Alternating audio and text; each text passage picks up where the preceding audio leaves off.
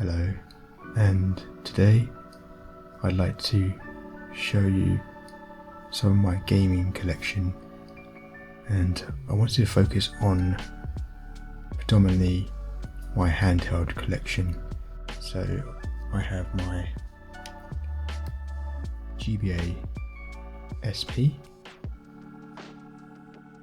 This is the model AGS 001 version, and I also have my Nintendo DS Lite. So to preface this video, basically I've been having a bit of a nostalgic kind of moment this year. Very nostalgic indeed, or at least since last year when I've started to collect more of retro games, and I started to collect more of like PlayStation games before, but also Xbox 360. But then I really want to kind of focus more on the handheld Nintendo collection. So I actually used to have the Nintendo DS fat version. That's the chunky boy, you could say, with the thicker clam shell. So obviously this is the Nintendo DS Lite, has a more thinner, more lighter weight version, hence the name Lite. And I also had the GBA, so not the GBA SP, but the wide GBA console, and it was a white console. That's my very first GBA that I ever had. So those two consoles I had many years back, obviously I no longer have anymore because I sold them quite a few years back when I was younger. And the reason I did that because I guess I just wanted to play more games and to get into more advanced consoles as the years went by. So obviously during my younger years I wasn't exactly cash rich, and had to save a lot of money here and there, and the best way for me to do that is really just to sell some of my old games, which to this day kind of regret, but that's just the way life is. So I'm going to start with my GBA SP, which I bought very recently actually from a London games market. If you guys are from the UK or from London especially, then you know exactly what I'm talking about. But maybe there's a few around in UK, or even if you're watching from abroad, I'm sure you have some sort of games market somewhere or centre where you can look for retro games and pretty cool deals going on.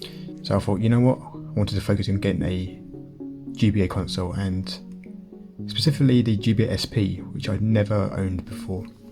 Before I actually went to the market, I didn't actually think about that there was two models for the GBA SP. So obviously this is the original 001 model. So I'm just going to show you quickly. Let's turn it on. So I've got the little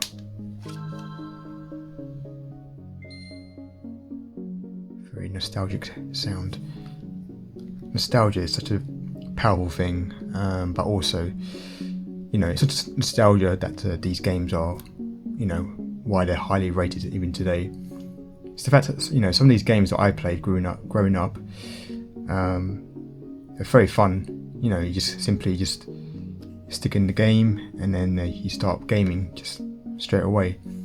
That's the beauty of it, I think, just having these retro consoles or retro games that you play today, compared to the big budget open world games with hundreds of hours of content.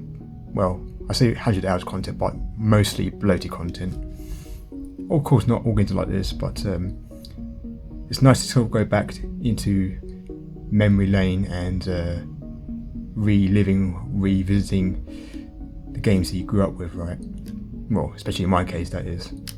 And I just want simple, straight fun. GBA SP, so because this one has the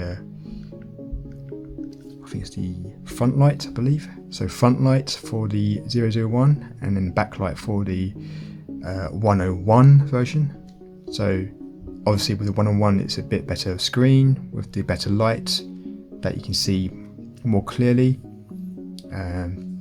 This is fine as it is. I mean, I guess I've kind of got used to, you know, back in the days of the GBA era, and it's not too bad indoors, that is. I've never tried it outdoors yet, but maybe one day I will. And yeah, simply this one is quite nice. GBA SP. I had a friend, a friend's nephew, I believe, who had the GBA SP. I think it's a grey version, so just the original grey version. I thought that looked pretty cool, and I like the kind of form factor. It's nice to hold actually, and it's not too heavy. And my hands are probably a nice perfect size for this actually. Of course, you've got the shoulder buttons on top.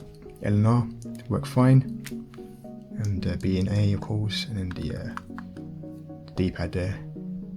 I actually really like the D-pad. It's quite nice. It's quite, you know, quite flat but slightly raised. I'm going to compare it to the Switch Pro controller, which I do have. This D-pad's actually a lot better, which is interesting. So even though this is like what you know, at least 15 years old or whatever it is, so it's quite nice. So I wonder if fighting it would be really good with this D-pad. I'm sure it will be. Okay, so I'll show you two of my GBA games that I'm slowly collecting. So I've got this Konami, it's Konami Crazy Racers. Right, let's insert the cartridge into the GBA.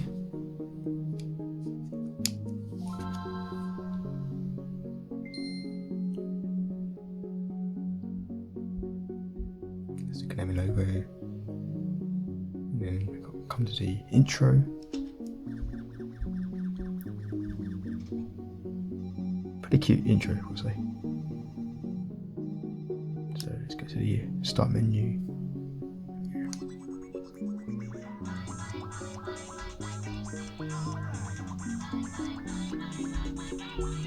So yeah, that's the intro music. Pretty cool. So it's actually a pretty good game. I've heard about it a while ago, but I've never actually played it. And I've played a few races with this on this game. I've done I think there's 4 cups, if I remember, 4 cups or 3 or 4 cups. And yeah, it's quite similar to Mario Kart, Advance, and it's pretty good.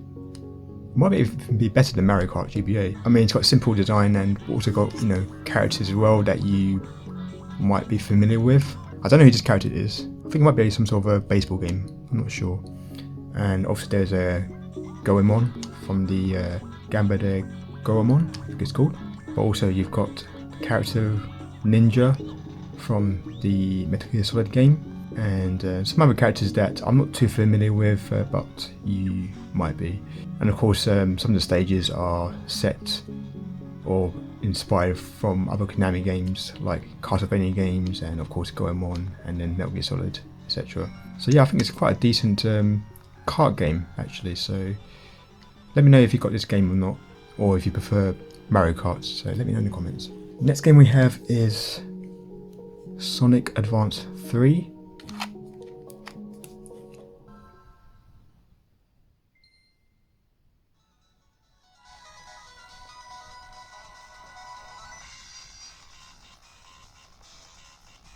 Yeah, Sonic there, Tails, Knuckles, and then there we go, some more characters.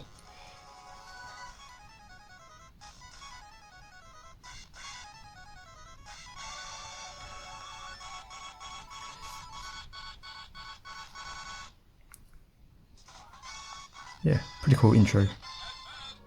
So those 2 games that I've got so far, I bought last year, so there's only 2 GBA games that I have at the moment, so I do want to definitely get some more GBA games, and one day hopefully I'll get the Pokemon games, which I did have many years ago. again, regret selling those games. So I had the Pokemon Ruby and Emerald, and very, very sad I don't have those games to this day. Anyway, so Sonic Advance 3. So this is it's not a bad game.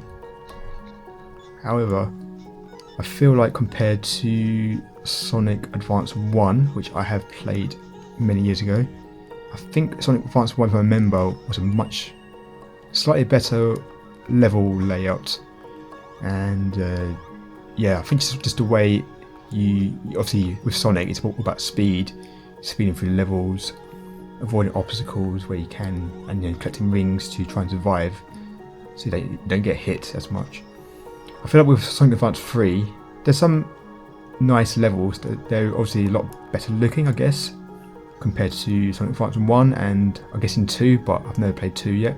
With 3, I feel like I tend to get hit quite a lot. Like there's a lot of these obstacles. Obviously, if you're very familiar with the levels, then yeah, you're obviously going to do a lot better. But even when I played Sonic Advance 1 for the first time, the levels I could just get through quite smoothly, and it felt more fun, and it's more efficient the way I was going through the levels. Where this one I kind of get frustrated quite a few times, to be fair, and then I feel like there's a lot of times where there's a lot of traps, and you just get it literally just halts your progress, and then there's a lot of like stop start moments, which I felt like it's not quite as balanced compared to Sonic Advance 1. So that's kind of my main critique of this game. Otherwise, I guess it's not bad. It's got like a more kind of like it's not open world, but more like you can select your stages, so you can try different stages. You get to this kind of main hub section. It's still a decent Sonic game, but just not one of my favourites, I'd say. Definitely compared to the old Sonic games. So that's my GBA collection done. Very small indeed. So let's move on to the Nintendo DS Lite, or the NDS Lite, some might call it. So here we go. Everything works pretty fine. So this one I got last year actually, and I thought it was pretty good. It was about 50 quid, maybe slightly less. I forgot to mention the GBSP I also bought for 60 quid. Or £60. So I don't know if that's good, especially for the 001 model, but hey ho, I wanted to buy it, and so I don't feel like I really went overboard with that. Could have been a lot more, but the Nintendo DS Lite is it's nice. I mean, obviously the only critique is the fact that if you insert a GBA cartridge in the bottom, it's a bit strange. I don't know why they have it sticking out, because obviously like the slot is more raised. Basically, it's probably because they don't have enough room to basically have the slot further down, if that makes sense, where the pins are. So compared to the GBA original, obviously that goes further down and it's more flush. So that's the only critique I can say with the DS Lite. Possibly the hinge of the DS Lite is slightly weaker, I don't know. So possibly the material of the DS Lite is slightly, I guess, less efficient compared to DS Fat. But otherwise, if you're careful with your consoles, like I am, or I try to be, then you'll be just fine. Again, a bit of nostalgia for you.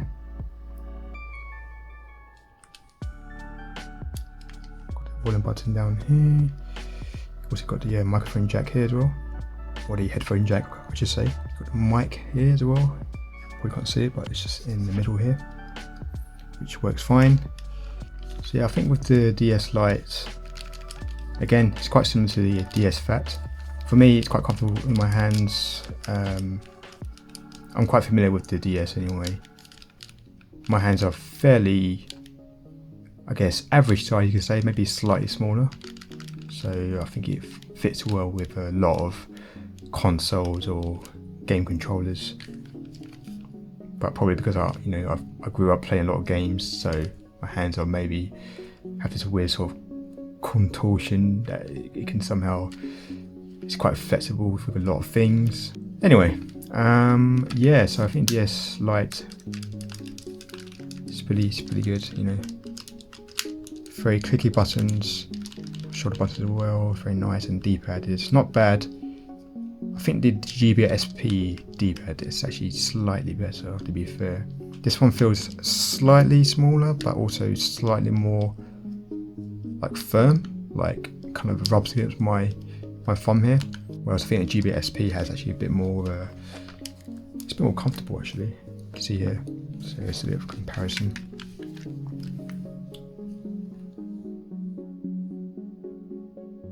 So I think until you feel both of them, then you probably understand what I mean. But I think also, yeah, as you can see here, there's a GBSP, there's a slightly kind of dips in the middle here. So that's probably why it feels a bit more comfortable. Alright, so let's go to the games I have. Okay, so far I have 5 DS games. Now I'm going to show you I'll show you 3 or 4 of my recent games that I bought from the London Games Market. Now these 3 are Japanese, and yeah, the reason I got them was, I guess, 1, because the covers look cool, and 2, 2 of the games at least I have a lot of fondness for. Well, in terms of the series that they're from, and 3, I thought, you know, they were quite cheap, so yeah, why not just get them and put them in my collection. Let's show the first one first. Okay, this one is Children of Mana. So this is like a action RPG adventure game. I think it's kind of like a roguelike game, but I'm not too sure. I've played a bit of it, at least half an hour or so. So I checked out someone's save file on there, and literally I don't, you know, I speak, well, I understand very basic Japanese, and I can't really read Japanese writing too well. I guess the only thing I know is like the numbers, because, you know, it's like kanji, so it's like similar to, you know, it's basically Chinese, so I can read the numbers for the kanji characters for that, which is fine. Apart from that, other, you know, text like hiragana or katakana, then that's kind of where I'm going to definitely fail. So otherwise, you know, I think this game, even though if you don't know Japanese very well, you can probably get by, and yeah, just, you know, you don't really need to know the story. It's just mostly just going through hack and slashing, you know, through dungeons or up a tower or whatever, and yeah, just progressing as you can. So as I said, I've only played about half an hour or so of it, and yeah, it seems decent. It seems like a typical Mana game, of the classic Mana games, that is. You know, you've got the simple basic attacks. You've got the ring system where you can, you know, select your items that you got to restore health or your magic points, XP points. Also, you get the sprites as well, the Mana sprites or summons. So you can summon them in battle to do, you know, aid you against enemies, to damage them, or to, I guess, buff your character up. So I think in this game you can choose your hero at the start. I think that's what I read about it. And also you can choose the summon who will be your partner as well during the game. I don't know if you can actually switch them out. I'm sure you can. And then I think you can level them up, but I'm not too sure as well. But otherwise, I think the game looks quite nice. You know, it's very colourful and bright, vibrant.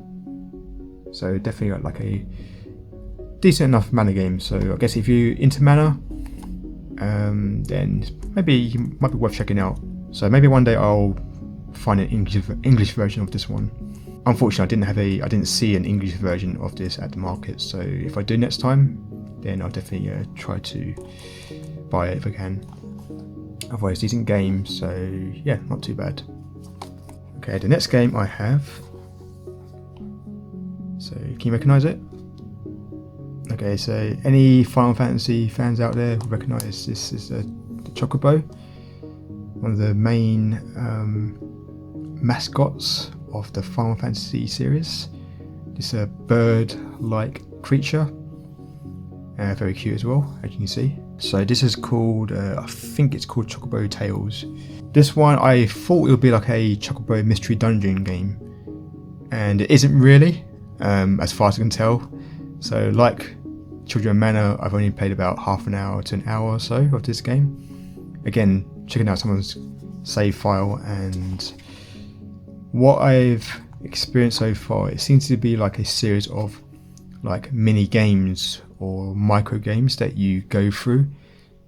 So you can like go to like different worlds or different dungeons, and then you just have like endless different mini games that you can just have fun. So it's maybe like a very casual game for kids or children. But you know what? The mini games they're kind of difficult. Some of them are quite difficult. They can get progressively quite challenging. But I guess it's just really a pick up and play type of game. I guess there is some sort of like story, and you can advance through the story. And I don't know if I'm actually going to get the English version. I might do. Don't know. This game, I think you can probably get through it. You can probably get by without knowing the Japanese, but you probably could, but you have to do a lot of guessing and brute forcing, because there are times where you might do like battles, kind of like turn-based battles of the Final Fantasy games. It's not quite the same where you have like characters attacking one another. It's more like you have cards, so you're card battling essentially. I don't know how they work because it's all in Japanese, but the cards you have they have different elements and obviously different like skills that you can use, and I don't know how they work against other cards or enemies that you're battling. So maybe I'll check out English one day and see how the mechanics work, because I literally have no clue how those battles work.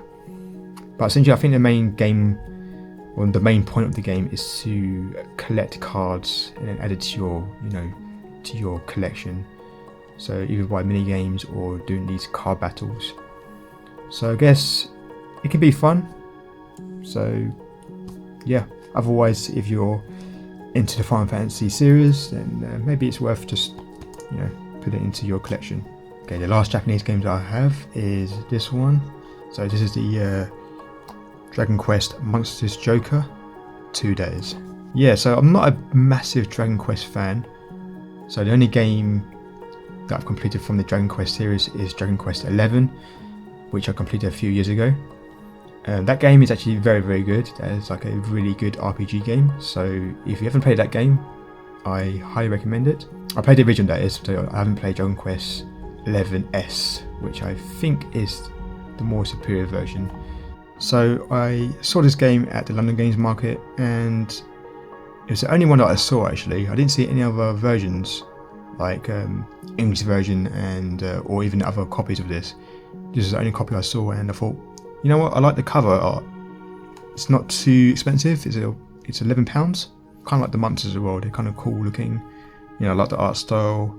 Illustrated by Akira Toriyama. Rest in peace.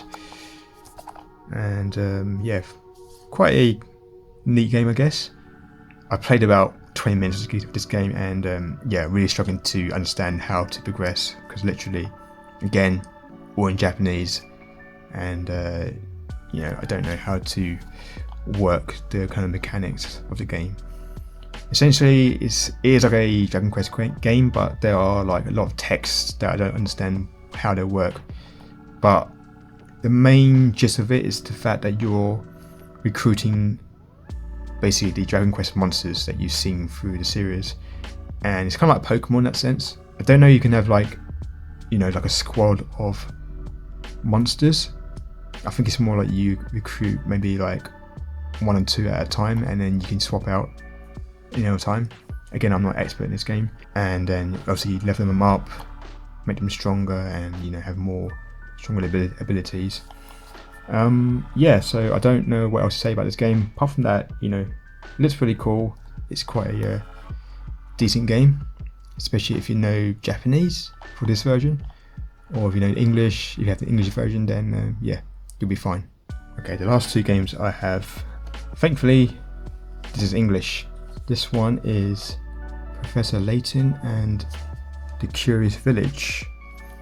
So this one I did pick up as the last DS game from my most recent pickup. This one I pretty sure I've played many years ago, but that was on a ROM, and I never actually owned a copy of this. But I saw it, I thought, you know what, it's very cheap, £4, bargain I think.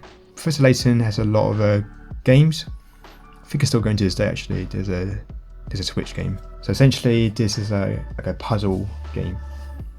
So think of like, you know, Sherlock Holmes, and obviously you've got your sidekick here, your Watson you could say. You're going through this town, this village, to solve puzzles and to find out the mystery behind this Baron who died, I believe. Basically there's a lot of like brain teasers and a lot of like different puzzles for you to go through. Obviously it starts off easy, and then it will progressively get harder and harder, just to really tickle your brain. And yeah, so far I'm actually having a lot of fun with this game actually. Also, the good thing about this game is that it has voice recorded cutscenes, which I think is pretty cool. And they're quite lengthy, like they're not too long, but I think just good enough. And it's quite nice and charming. But yeah, also with the puzzles, it's really nice to use a stylus as well, which I forgot to mention actually before. So obviously, well, two things. The DS has dual screen, so that's what makes it very unique compared to a lot of consoles.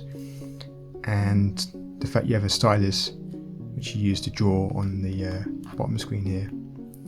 So this is kind of why I decided to go back to, I guess, revisiting the DS, because I kind of missed that experience of having this physical handheld and this kind of unique style of of gaming, something you would never see, especially these days. So yep, that was Professor Layton, Curious Village, and I played about half an hour to this game. Pretty good so far, pretty good, yeah. So quite enjoying it. Hopefully I will get to finish it, because I never got to finish it many years ago. Okay, last but not least is Zelda the Phantom Hourglass. Again, like Professor Layton, I only had the ROM, so I never owned a copy many years ago because I didn't have enough money at the time. Now I've got the copy, and yeah, I've played probably about 2 hours of it so far. I'm quite enjoying it. Yeah, so this follows the story of the Wind Waker, or really it's set in the same world, but it's kind of like a sequel-ish to the Wind Waker and what happens after that adventure. So you're kind of back in the sea, you're going through a series of adventures with Link, the hero. You are back with Tetra, so she's basically like your pirate friend. I won't spoil who she is, but I'm sure you can guess who she might be. Yeah, she gets kidnapped, and it's up to you to rescue her. So you go through different dungeons and stuff. So unlike the Wind Waker, obviously because it's due to DS hardware, this is like a kind of like a top-down version of Wind Waker, you could say. You sail through the seas, but it's done slightly differently. So you use your stylus to draw a line through the map that you have on the bottom screen, and then that basically traces the route for your ship or your boat to sail through, and then traverse through the sea to get to your destination. And yeah, I think so. The fact this game uses a stylus to control Link is pretty unique as well. If you're not used to that, you might not enjoy it, but over time you probably will do it anyway. But it's a bit tricky at first, but I think you'll get used to it. Sometimes with the stylus it can get a little bit finicky, because sometimes it's not great with doing like kind of the fine kind of motions. Like it's kind of, you have to use a bit more like I don't know how you say, like a more rounded kind of movement. That makes sense. So very, very sort of general kind of movement, rather than like really precise movements. So unfortunately, you can't really do that with this hardware. Otherwise, it works quite well. You know, it's not too challenging so far that I've experienced, and I think it's quite nice. It's quite kind of relaxing the way you move Link, and then you attack enemies by tapping on them, and yeah, it's not too taxing. It's quite relaxing and a bit more simplified compared to Wind Waker. But you know, I like Wind Waker a lot. I have very fond memories of Wind Waker. This is why I kind of wanted to buy this Phantom Hourglass, because I wanted to try and, you know, actually complete it. I think I got about halfway through many years ago. I think I got stuck at one point. I was quite young, and I guess I didn't understand how to get through past one point. I think it was a dungeon where it's like time limited. I can't remember which dungeon that is. And yeah, it kind of really, I guess I didn't understand how to get through, because I kept dying, or the time kept running out, so I couldn't really get past any further. I think that's my last memory of Phantom Hourglass. Otherwise, yeah, it's a pretty good game. I like it. I also like the way you can control your weapons or items that you get as well. So, for example, I've got a boomerang. Use a stylus to trace the movement of the boomerang around the screen. So that's quite cool. I liked certain aspects of it. So far, it's probably about a 7.5, 8 out of 10 experience so far. So hopefully it kind of holds up to that standard. So yeah, have you got Phantom Hourglass? Let me know. Let me know if you like it or not, or any frustrating moments of Zelda. I'm sure you guys have something to say about this game. Okay, so that was my handheld collection. I am planning to get some more games into my collection, of course, and like I said before, I would like to try and at least find a decent priced Pokemon version, either like Emerald or Ruby. I'm planning to get a Mega Ruby actually, because I've never owned that game. I've never played it either, so either Mega Ruby or Alpha Sapphire.